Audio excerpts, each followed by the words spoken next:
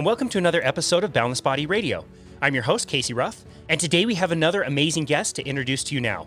Mike Kavanagh is a returning guest on our show. Be sure to check out his first appearance on our podcast on episode 190 of Boundless Body Radio. You can also check out my appearance on his podcast, Fueled by Impact, which we released as a bonus on episode 193 of our show. You can also check Mike out on the How to Make a Podcast, our sister podcast, where we hosted him on season 2, episode 6. Mike is an author, mind-body performance trainer, business and leadership consultant, and sought-after change catalyst. Mike is also the author of several books, including his latest bestseller, Coach's Plan, the personal productivity system that changed my life. He is on a personal mission to arm individuals, leaders, and businesses with approaches to dramatically enhance personal well-being and individual and team performance. Kavanagh has 2 decades of experience in training and coaching people on a range of practices for enhancing personal well-being and performance, including formal training as a breathwork teacher, a meditation teacher, a behavior change specialist, and a fitness coach. Mike Kavanagh, welcome back to Boundless Body Radio. Thank you for having me. I got so excited I kind of butchered your intro. Sorry about that. You never need to apologize to me. I think I am so excited to have you back on because my plan is totally coming to fruition. I'm getting one-on-one, individualized, personalized coaching from you just by inviting you back to the podcast so many different times. This is great. Well, I think it's going both ways. So, well, I don't know that I'm contributing as much to you as you are contributing to me. We always appreciate talking to you, and we always learn so much. We recently did an episode of the podcast where we highlighted some of the most standout quotes that I've heard in the 250 or so episodes that we've done of Boundless Body Radio, and I picked out 8 different quotes that really hit me hard and have stuck with me. And we concluded by talking about you and yours. To be honest, it was one that was very impactful for me, where you talked about the difference between, procrastinating something that you really shouldn't be wasting your time on versus something you think you should be doing, but you're feeling fear. And that was your whole point, was to follow fear to know where your life's work is. So I just want to say thank you for that. That insight was, like I said, very impactful, and I really appreciate it. Oh, well, you're welcome. I'm touched that I made the list. You absolutely did, and we'll make sure we give you all the credit when that comes out. Before we deep dive into our topic today, can you let the listener know what it is exactly you do? Because if somebody were to look you up, I think they might have a tough time, or they might come across several different results when they are trying to figure out what you're doing. Yeah, well, and that's something that I have realized I probably need to work on, just in terms of as I kind of build up myself on the more of the entrepreneurial and self-employed side of things. But most of what I'm doing, I kind of wear 2 hats at the moment. Both of them broadly fit under the umbrella of helping people with performance and well-being, both individuals and teams, usually in the business setting. And I'm doing that through coaching and consulting primarily. And on the business side, it tends to be a combination of work, either just helping teams and individuals unlock new approaches and implement new tools and techniques that are really big on building well-being and performance, both for themselves as well as in leadership roles and for their teams and colleagues.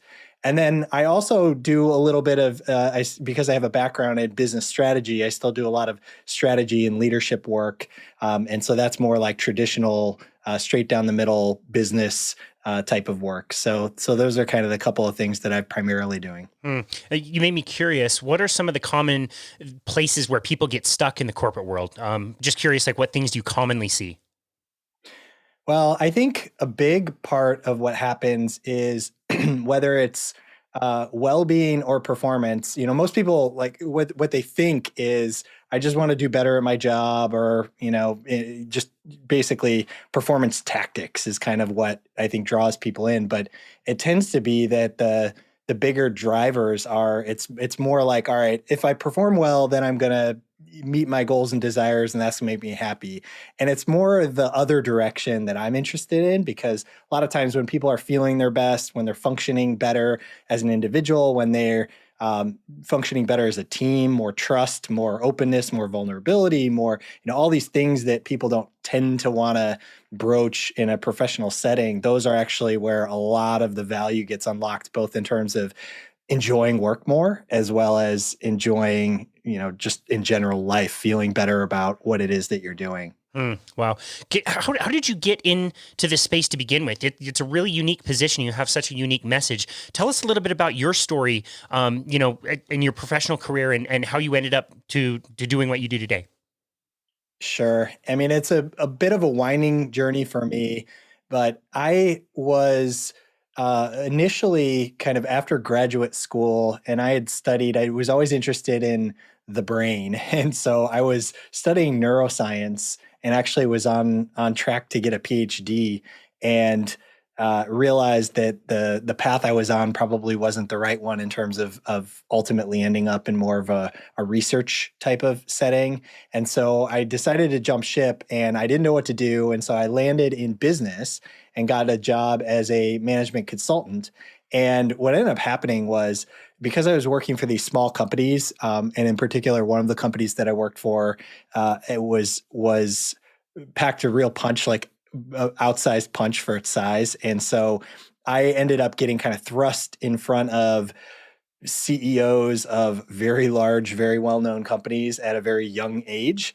And it was a bit of a kind of sink or swim vibe in terms of I either had to rise to the occasion and actually be able to add value despite my lack of experience relative to the people who were sitting across the table from me, or I wasn't really going to make it. And so it was almost like a very intense crash course in all things business strategy, leadership, organizational dynamics, and so forth.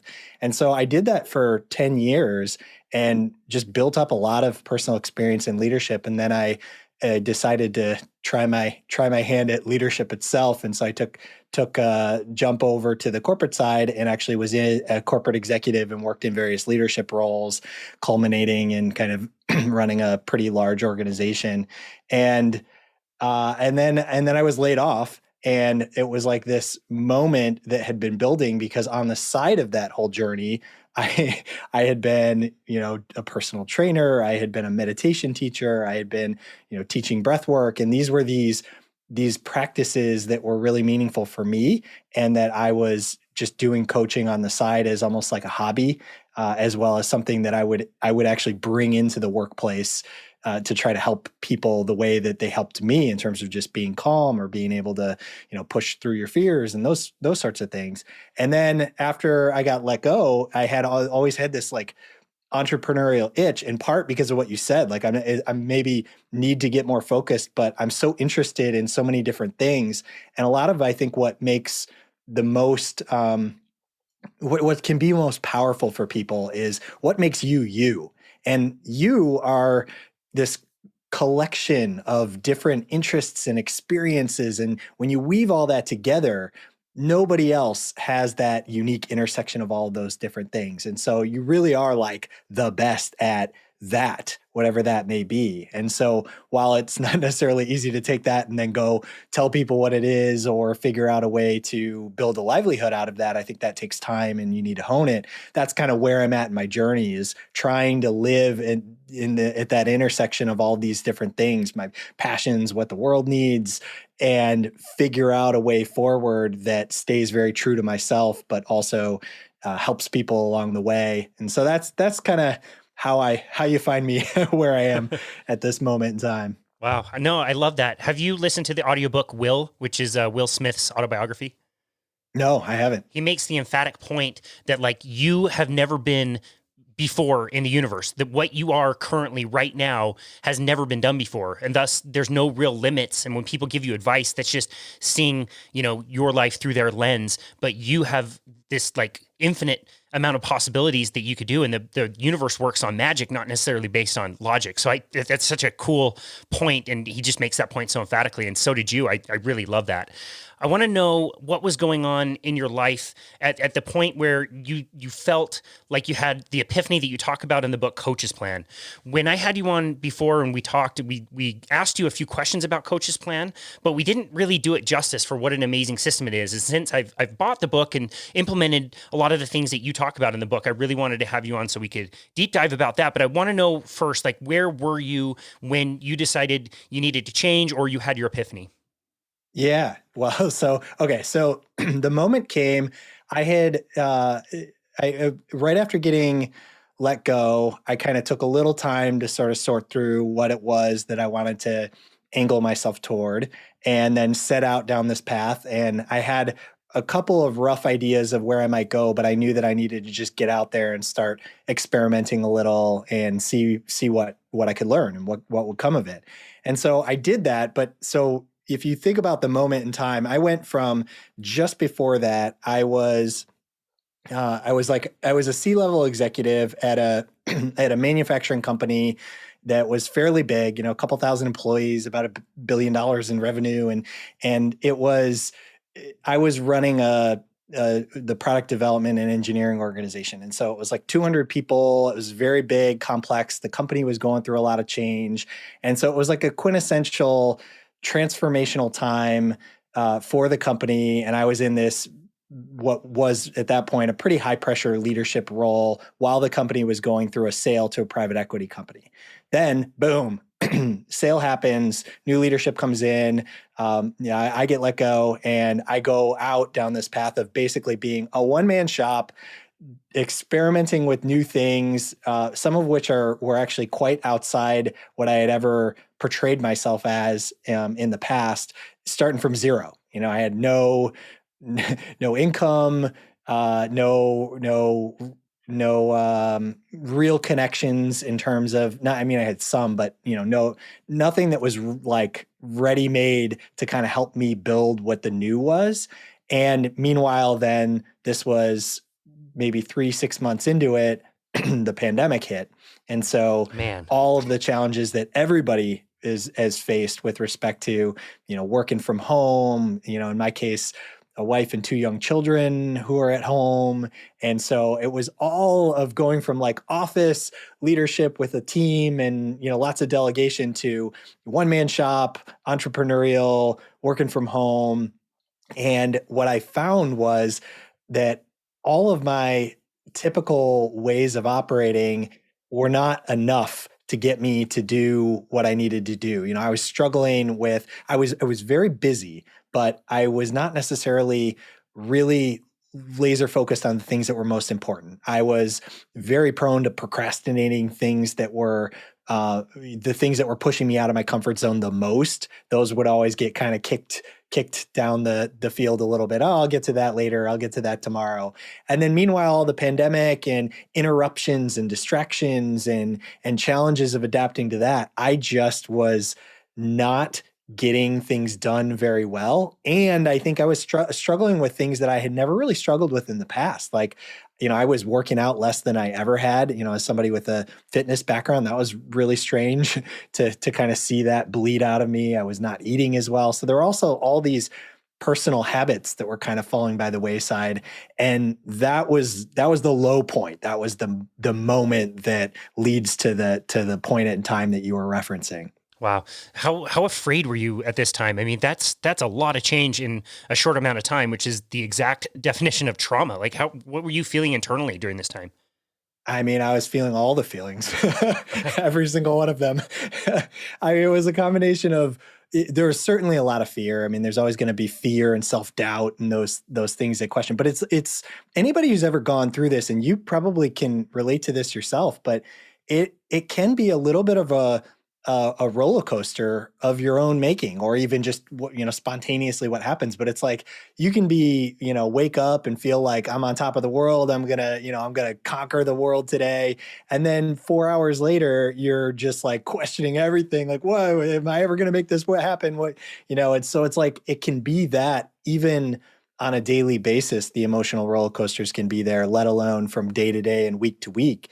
And I think the probably the most prevailing oscillation is between the kind of the underlying anxiety, especially like in my case, I'm operating as the sole breadwinner of the family and starting from zero, living basically off of savings. So there was like a defined timeline to get things going and getting some traction.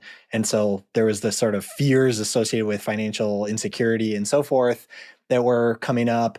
But then there was also this like excitement about the possibilities, the fact that I was stepping into this new life. And in many ways for me, and it's something I talk about in my book, What is Your Calling? But if you're not responding to this authentic you, this call from within, whether it's a sense of purpose or passion or meaning, or deep within everybody, I really think, whether it's in your psyche or some people, it's your soul, very deep within you, there's always this pull, this like irrational pull to certain things that don't always make sense to your rational mind. And I think that if you don't listen to them, often it just keeps knocking at the door, and the consequences of not listening can get more and more. And so, in my own case, I dealt with that. I think, it manifested in unhealthy ways in terms of like depression or anxiety. And so I felt like freed at the same time. So it was like a combination of, terrible existential fear and like, elation and everything in between. Wow. Yeah, that's a lot, dude.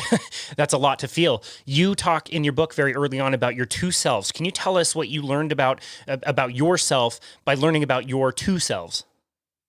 Yeah. So I think we all have multiple selves, which explains a little bit. And what I mean by that is just simply the recognition that there's all these internal conflicts within. So like, I just mentioned one, right? I have this desire for, or maybe need for, stability and security on one hand that would make me operate a certain way. But then there are these other drives that may be conflicting with that, such as this desire to, follow some passion that maybe feels a little crazy or, not necessarily in line with that.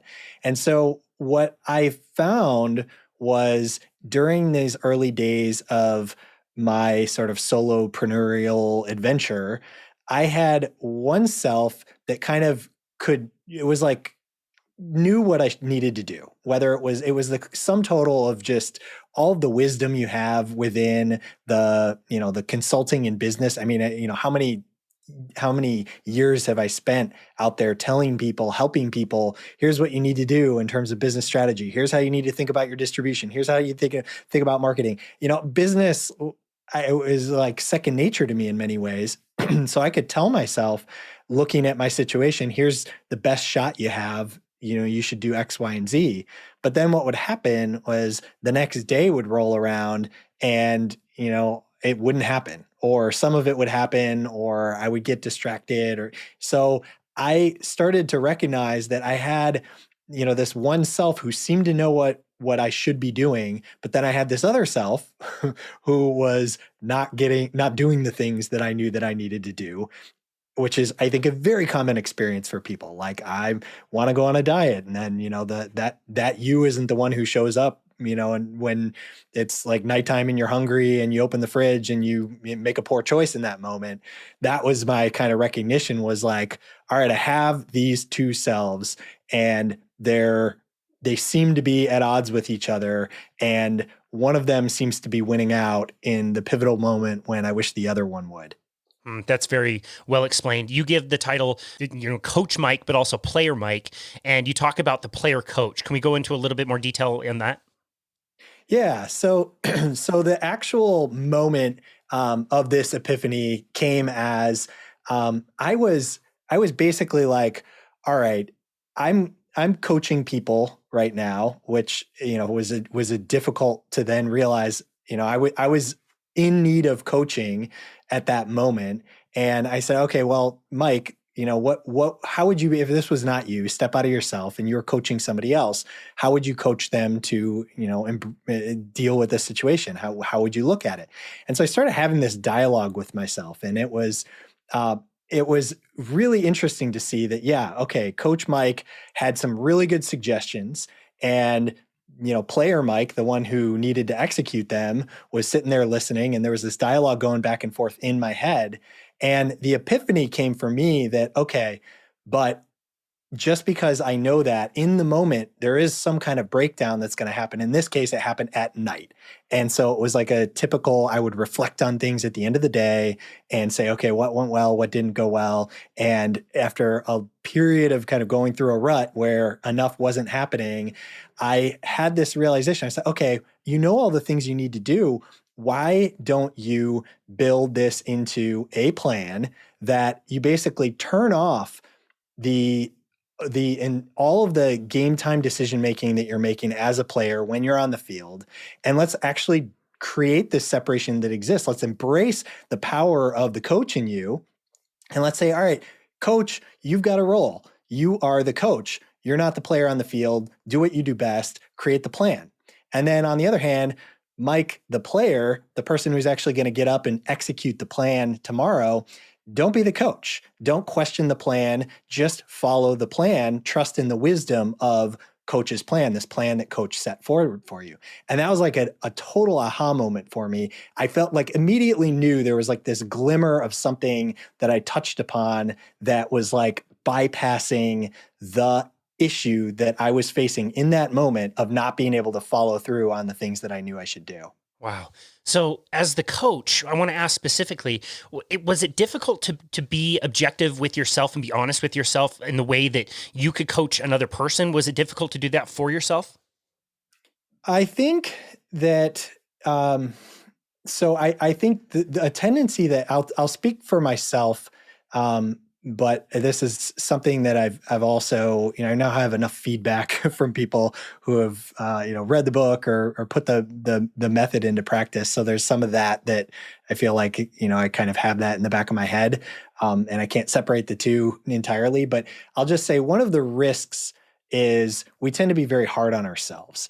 And what you don't want to do anytime, is start to become judgmental about yourself. You're criticizing yourself. And that's all a lot of times what's happening with that voice in our heads is it can be very harsh critic of everything. And so I think what's really important is I have enough at this point training just from all of the, meditation and mindfulness focus that I tend to catch myself when those things are happening. Not always, for sure. But I know that that's something that some people do struggle with. And so for me, because I have a little bit of a background in coaching, I feel like when I put that coach hat on, I know I'm stepping into look, nobody's perfect. We all struggle with this stuff. Let's think about this in a more realistic way. Let's think about it in terms of, let's chip away at this small step at a time, be kind to ourselves based on where we are, our starting point, and just start with something that ultimately we know we can achieve and start to build up some reps from there. And so that was a little bit, at least for me personally, how I kind of stepped into that role. So I'm curious, as you were developing Coach's Plan, what were some of the very first components that you thought of and brought in, and how did that evolve over time? Oh, yes. Well, so I think I'll say the most important components and what I think made this system so powerful for me personally is number one was setting forth a plan for the next day that I would commit to like a contract that I would follow it to the letter. So that was like point number one. Point number two was the plan obviously is not going to be perfect. And there's some degree of adaptation or iteration that needs to happen so that I can learn what works, what makes a good plan and what makes a not so good plan so that coach can get better over time. And so that was number two was I needed that feedback loop. And so I built in the component of part of coach's plan was I actually kept a notebook with me, and as I went through my plan, which ultimately was a schedule, a set of tasks, a set of objectives, I would then also make notes to myself on what was working for me in terms of, I'd say, two broad categories. One is how I felt, and the other was how I performed. And then the third aspect of it was then having an element of coming back as coach to kind of take all of those insights, synthesize it, look at the results, look at the things that I was saying about the process itself, and then building a new plan incorporating all of those different things. So that, to me, those are like the three fundamental qualities that the system itself had, that for me, I think had the most impact on allowing me to kind of hack my normal willpower based operating system. Gotcha. Well, we've talked a little bit about the coach and maybe not so much about the player, but you did allude to this. The player would tend to maybe not be in the mood to do something at a certain time, or you know how it is in the fitness industry. Like I've written a million meal plans and told people to, like maybe eat a kale salad on a Tuesday afternoon, but the coworkers are going to a burger joint on a Tuesday afternoon, or they don't feel like eating kale. Like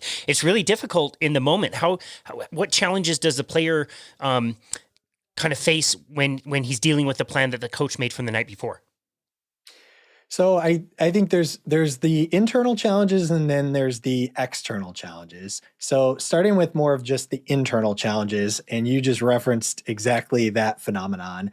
Okay, so I have a schedule that I've mapped out. And in this case, what I recommend, and of course, the idea with Coach's Plan is eventually it becomes very personalized to you. So the way that you implement Coach's Plan should be looking different than the way that I implement it, based on kind of our unique characteristics and so forth. But what I recommend is beginning with taking on a day that you're going to use Coach's Plan, that commit to that being like, all right, I am using Coach's Plan this day, and I'm going to treat this plan as sacred. And the plan is I'm going to schedule out, one aspect of the plan is I'm going to schedule out all of my so-called productive time during that day. So in my case, it would be like the hours of my my sort of self-defined work day. And that plan then involves, all right, I'm going to do this for an hour, I'm going to do this for a half hour, and so on and so forth. And so what'll happen is, as a player, I'm now following this plan. And let's say I get to the point where it's like, okay, it's workout time, and I don't feel like doing the workout because of the fact that I have imbued the plan itself with this power. And part that happened by, number one, I think it's like, it starts off as, oh, I got this new thing. It's kind of cool. I'm excited about it. I'm going to try it. And there's almost like an excitement momentum that gets you going the same way that you might with like a new exercise plan.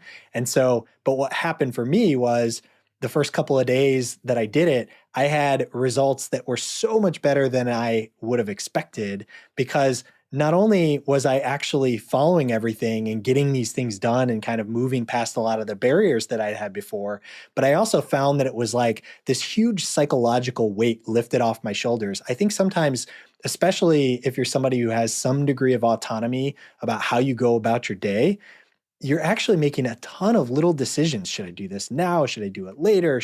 You're constantly negotiating with yourself. There was something actually quite unburdening about saying, you know what? Like, I have a really wise coach who knows me better than anybody else on the planet. And that coach built for me a plan that I know I reviewed last night would be an absolute success of a day if I followed it. So I'm just going to switch that part of myself off, and I'm just going to follow it to the letter. And that momentum of kind of seeing that work and seeing the power in that became kind of a self-reinforcing loop of, all right, now I trust this thing. Like, this thing actually works for me. I don't want to mess it up. I don't want to, break the contract, because the minute I, break it a little bit, then the power of this thing that got me through this huge rut in my life, I would basically be squandering it. So that to me was like a big part of it. And then I think the challenge changes as you get deeper in and you've used it, and the sort of the newness factor wears off. I think it becomes like a different mindset potentially is helpful to it. But that was like a long-winded sort of internal thing. It's probably worth mentioning, a big question on people's mind, I know immediately is, but there's all these external things that are going to come in. Like, if because I have a lot of people who've used this now in the corporate realm, they say, well, but somebody's going to come in and they're going to drop a meeting on top of this, or, whatever. My schedule is not my own. And what I advise in the book, and what I found to be the most helpful way to think about this is, of course, the plan is not going to survive contact with the enemy. Like, the minute your day unfolds, something about that plan is eventually going to change. However, what you don't want to do is revert back to the old way. So all I do is immediately, the moment that I absolutely have to change the plan, and that's key. It's only when you have to. It's not just like, oh, it'd be a little better if I did this, or oh, I don't feel like doing this. It's just, if I don't do this, there will be consequences. Then I just take the player hat off, put the coach hat on, 5 minutes, boom, boom, boom, reschedule the day, map out the rest of it, then take the coach hat off, put the player hat on, and now I'm not questioning the plan from that moment on. Sometimes you have to do that more than once in a day. Other days you kind of roll with it. But that combined has sort of been, for me, the most effective way, both personally and what I'm hearing from people in terms of how to approach using the plan and sticking to it as a player. Yeah, I mean, it's so simple. The player just needs to go in and execute. And I love that you talked about this in the book, that initially you thought it might be kind of boring or tedious to have your whole day laid out for you in this schedule that, quote unquote, somebody else, the coach, had made for you the day before. But you mentioned how liberating it was and like freeing it was, not necessarily like a burden to follow a strict schedule. Yeah, I still feel that way. Again, on the days that I use it, because I don't use it every day, but I think that it's both the freeing nature of it and the energizing, and the fact that I talk about some of this in the book, at least in terms of some of the things that helped me learn what makes a good plan. And I think some of these things have turned out to be fairly universal. And one of those things is like, all right, I have some of these things that I don't enjoy, other things that I do enjoy. I break up the day. I kind of follow a unenjoyable thing with an enjoyable thing. I don't, generally speaking, grind it out for big, long stretches on something that's just going to completely, be a soul sucking period of time if I can avoid it, because then, so there's an aspect of then building a schedule and a plan for the day that makes it a little bit more palatable or more likely to be energizing, as well as kind of playing to your own strengths, whether it's preferences and habits, or your biological tendencies. That was another big factor for me, was kind of optimizing when I put certain things in different times to account for the fact that I'm not my best during these hours. I am my best during these hours. All that just, I think, elevates the degree to which you can feel like a sense of enjoyment of the day, because it's playing to your strengths energetically and preference based. So the coach's plan itself, how long does it take? I know it's divided into 8 different sections. Can you talk a little about those different sections that you break it down into, and how long it should take to come up with a good plan for the next day? I've gotten it down to where it probably took me 30 minutes in the beginning at night. And I've now gotten it down to where, depending on the day, it's somewhere between 15 and 30 minutes to plan my next day. And so that's kind of the nighttime ritual for me. And that sometimes I'll do it at the end of my workday as kind of the last thing I do before I switch things off. And sometimes I'll do it more in the evening. And then occasionally I'll actually do it the morning of, when, for whatever reason, life got in the way, and I still want to have it be a coach's plan day. So these are the sections that I personally started out with, and I recommend for people to start out with. And then they get adjusted over time, and some of the importance of certain sections wanes over time as well, which I can mention. But so I start out with goals. The goals for me is just it's basically all the things that I want to accomplish the next day that aren't something that's going to actually be infused into the schedule. And so, like, for me, there's a couple examples of this. Like I mentioned in the book, I was having trouble with, I'd wanted to cut out sugar. I'd been, that was one of my pandemic, coping mechanisms, I think, where I had started to, rely too much on sugar. So I wanted to lose that. So that's it's not something you're going to schedule, that's I would like to not eat sugar tomorrow. So that became like a goal. I'm going to quit sugar from 9 to 9:30 tomorrow. Right. Which, by the way, I have to say, although not everybody has the same degree of success on the habit side of things that I've had with Coach's Plan, I think it varies by person, but I'm actually still off the sugar, and that was like that Nice. was like a many years kind of goal for me, and actually kind of amazing. That's amazing. Uh, Good for you. so I'm way better off as a result of it. I got to That's tell you. great. So yeah, so that's goals. I include a workout section every day, including days that I have a rest day. I still got the workout section in there. I think it's so important for people to infuse, movement, exercise, anything, just to get up and around, or even smaller breaks like that.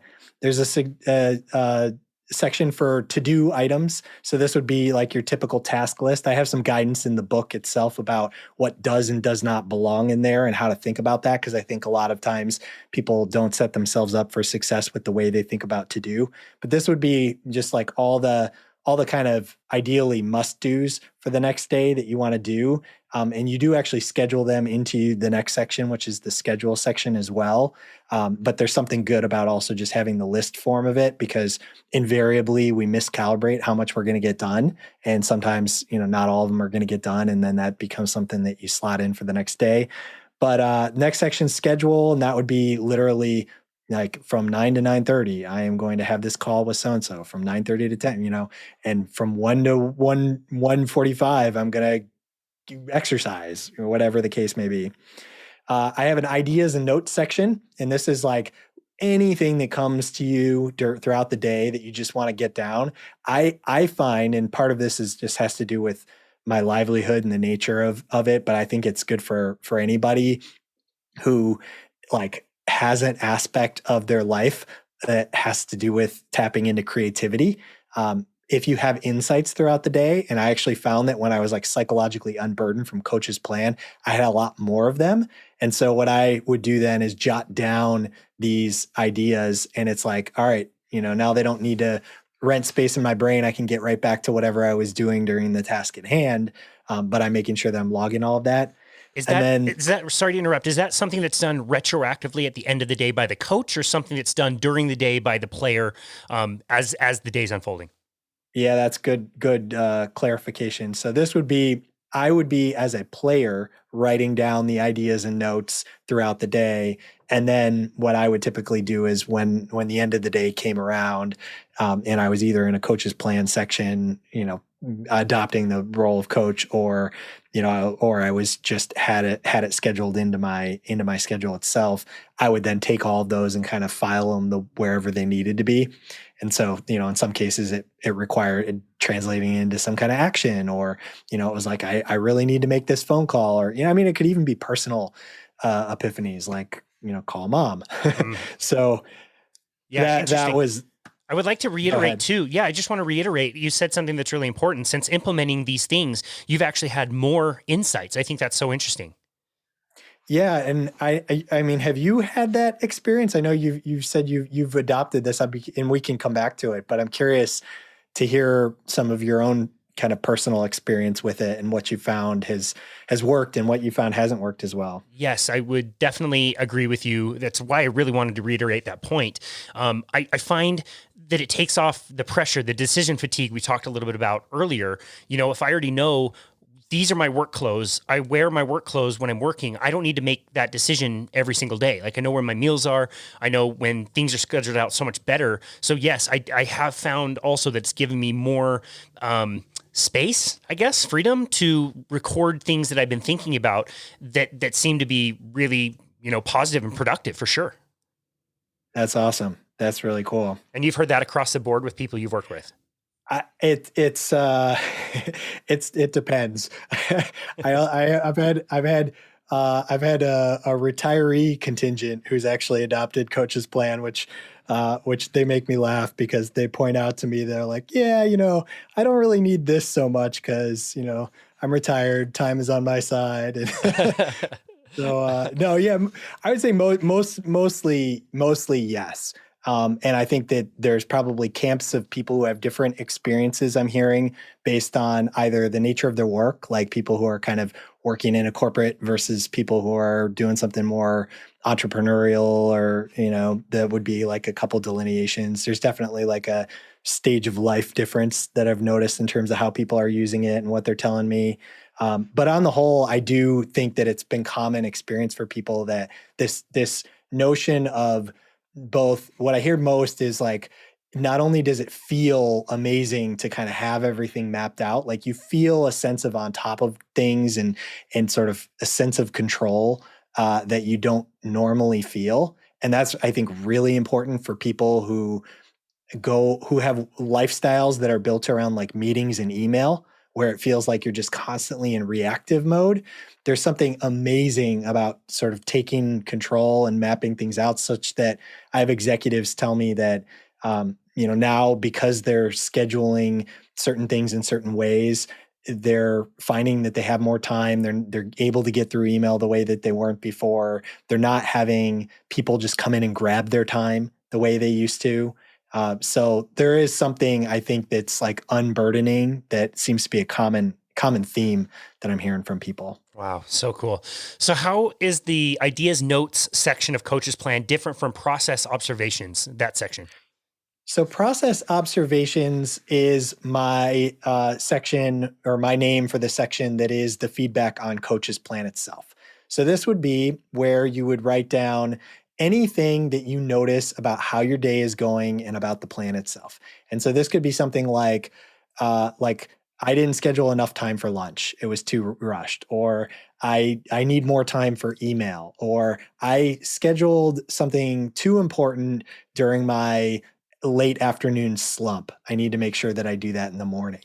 So you're just making notes about all of the things that have to do with like the meta observations about your implementation of the system itself. Gotcha. Thank you for explaining that. The last two sections are results, and then you have a special section for tomorrow. What goes in those two sections? And results would be all of the things that I accomplished in that day. So today for me is a Coach's Plan day, and I've made some cold calls and emails which is, I have to say, my least favorite part of life. And so it's actually a big win. And that's in my results section. Can I hire you to do that for me? Oh my gosh. Well, there are people who you can hire to do it. And I'll tell you, I'm not one of them. Not if you want them done, that's for sure. That's funny. But yeah, so yeah, this would be anything that you've achieved. And what's important about this is this also provides a little bit of the feedback mechanism for you, because one of the things that I found is the combo of having a time journal, which I got to tell you, I'd heard people recommend it. I maybe had tried it once in the past, but until I started doing it this way, I never actually followed through with it. But the combo of having like a documented, here's how I actually used my time and here are the actual results, can be illuminating for when you then go back and look at, okay, what's working, what's not, because it keeps you honest. And so that has been the vehicle that has allowed me to make some very tough calls about, this is not a good use of my time. Like, I can't keep doing this project, or I really need to offload this meeting that I've been a part of because it's just not a good use of my time, or, things that are kind of, whatever the case may be. So but the results section is just literally, here's what I accomplished. And then the tomorrow section it's a place for you to capture anything that comes up throughout the day that you realize you need to do either tomorrow or at a future date. And often what ends up in this thing would be anything in your to-do list that you potentially didn't get to because of all the things that kind of hit you along the way. And all of that took you about 30 minutes to do in the beginning, but as you refined your process, you were able to get that down to 15? Yep, generally speaking. And one of the things that happens is like process observations is a great example. As you implement this for yourself, if you're doing it right, you should get better at optimizing for your own needs. And so you're going to have fewer and fewer insights about the implementation of Coach's Plan itself. And so now, I'm not taking the time to kind of digest those things and what have you. So the bulk of my time goes into just like, okay, do I have any goals? What's my schedule look like? What's my to-do list of just absolute must-dos that I need to accomplish for tomorrow? And that's it.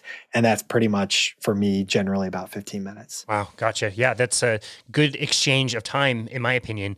You do a great job, as you're doing in this podcast, of giving really great advice.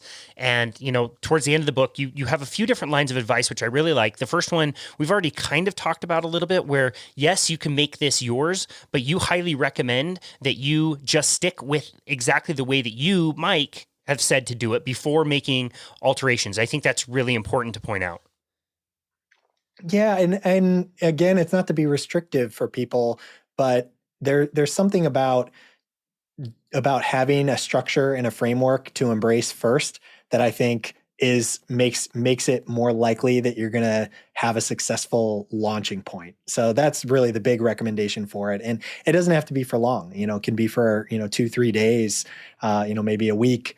But that to me is like enough to kind of get you going. And then almost everybody has told me, yeah, I'm digging it, but and everybody, what I like, the most fun thing for me is when people kind of like give me their inside baseball on, but let me tell you, like, I don't need to do this, but I really found this helpful and I love it because it's like, yes, that's exactly the idea. You actually have, you found the things that are working for you and you've kind of adapted it and it's become your own living system that's like breathing with you and growing with you. I mean, I think that is awesome.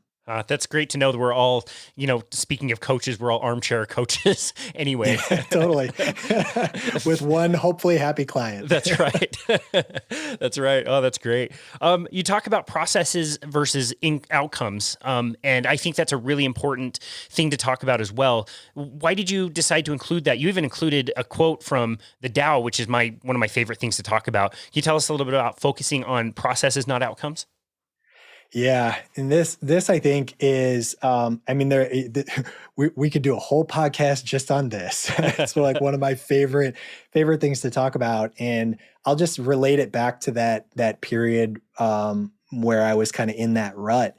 I think one of the things that can happen in my own case, I was anytime I'm feeling that fear, sometimes it's uncaused, sometimes it's just you get triggered and it comes up, you're stressed, whatever, something hits you during the day. But often it's the fact that you're projecting yourself into this imaginary future and you're worried about XYZ, whatever the case may be.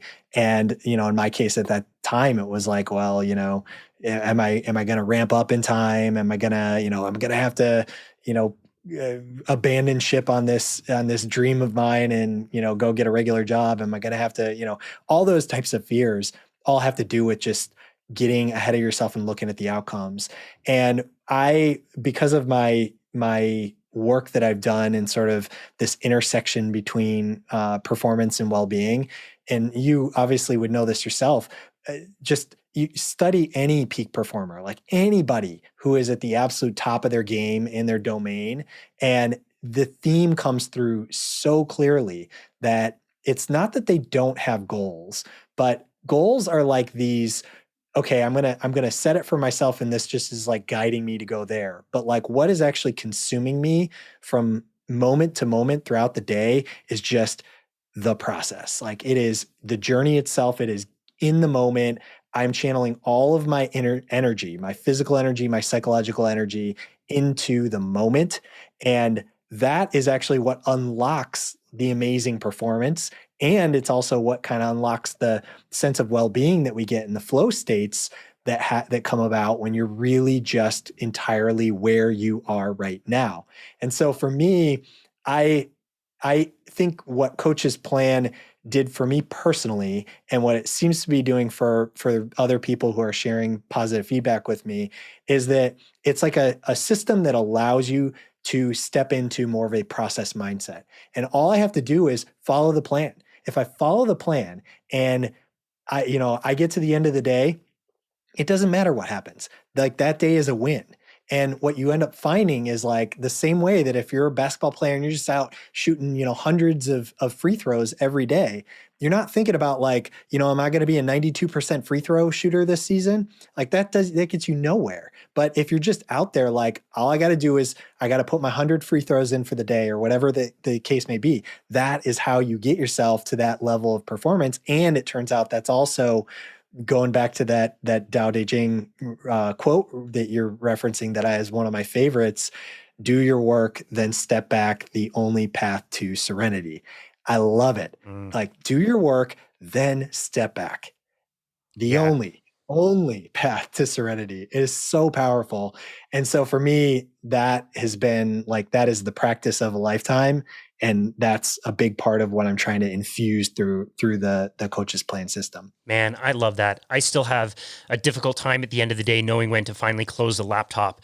But you're right, and we see it all the time, with everything in life, but especially in the fitness world. People have these big goals and they're focused on, the Ironman or the marathon or whatever it is, and that event kind of comes and goes before they know it. And if people aren't paying attention, they realize they missed the whole process. The process was not the event. The event was just, one day. Like it was all the months in preparation that you had to sacrifice, your nutrition, your rest and recovery, the workouts that you didn't want to do. Maybe it was raining or whatever, but you did that. That's where the good stuff is. It's not the end goal or the event. It is the process. I love that concept.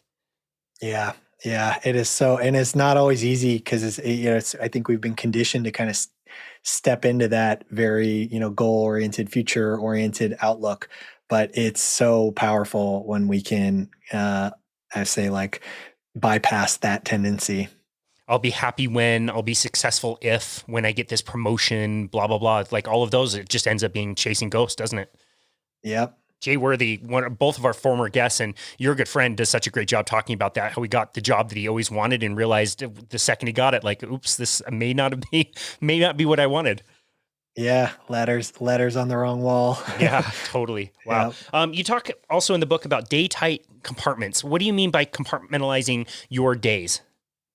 Yeah, so this is something that adopted from Dale Carnegie, which I was a phrase that when I read it for the first time, I don't even know how many years ago. I mean, this is probably like 20 years ago. I it just always stuck with me as just a simple live in day type compartments was his advice. And he was saying that as sort of an antidote to anxiety. And I've just found that it comes back to this being in the moment mind frame, which is there's something very potent about just living one day at a time. It's not as far, like, ideally we go even further and we are just like, it is just this moment. But one day at a time, you can filter out so much of the noise. And every night we go to sleep and there is a reset. And we all have that experience of no matter what happened yesterday, today is a fresh day, and you always feel a little bit different, a little bit better about the bad stuff from the day before, a little bit, the emotions have kind of waned a little bit. So I think there's something very potent about adopting that. And that was, it makes sense in terms of the context of a system like Coach's Plan to sort of build your plan itself around just like, it's just about today. We're just going to focus on what we're doing today, or in the case of planning out tomorrow. Wow, dude, I read that book. I was probably 20 years old. How to Stop Worrying and Stop Living by Dale Carnegie.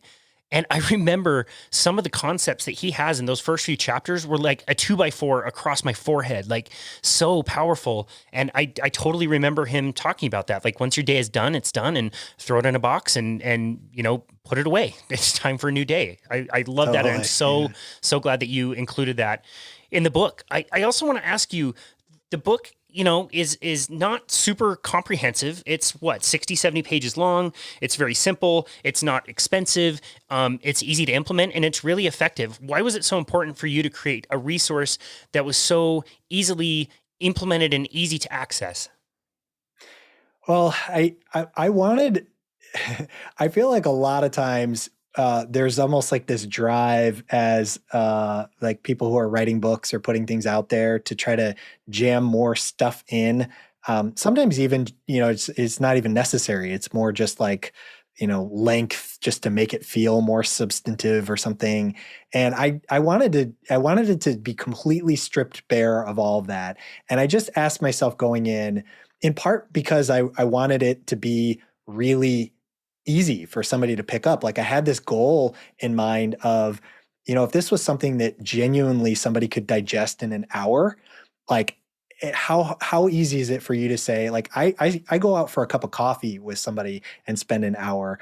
if this could just be the equivalent of going out for a cup of coffee in terms of time and expense, how many more people could this potentially reach and, not get put down like, a third of the way in. So that was kind of like the framework I was thinking about, and then how I actually like went about trying to execute that. And, I probably could have even gone further if I went back to it, but I just asked myself, like, literally the bare minimum, bare bones, what are all the things would feel like if I was teaching myself how to implement this based on everything I learned that I would have to know to get the most out of this. And I'm only going to include that. I'm not going to include pretty much anything else. So it was good. It was like a good exercise for me personally as well to try to do things through that lens. Yeah, well, I certainly appreciate that. It was very easy to grasp. And like I said, I've noticed a lot of benefits from implementing in my life. What's next for you? Do you see yourself writing another book anytime soon? I know you've written a few in the last few years. You must be tired. I cannot stop writing books. That for me is like a total, I love it so much. So yeah, for no question, I will be writing more books. But actually right now, my immediate near-term focus has been more around trying to lead some workshops built around not only some of what we talked about today, but a lot of the other kind of well-being, performance intersection things. So I'm also I took a little pause on writing so that I could say, all right, I'm going to go get out there and do some workshops. And invariably what happens is, like, you get out into the world, you hear more stuff, and then you see new problems. And then that kind of comes back and pretty soon the itch to write gets too strong. I can't ignore it anymore. So that's the cycle I'm in. That's great. Well, we'll definitely look forward to more of your work coming out in the future. If you were in an elevator with somebody and you were able to give them the book and you had a little bit of time to explain to them what you would hope that they would take out of that book, what would that look like for you? What would you say?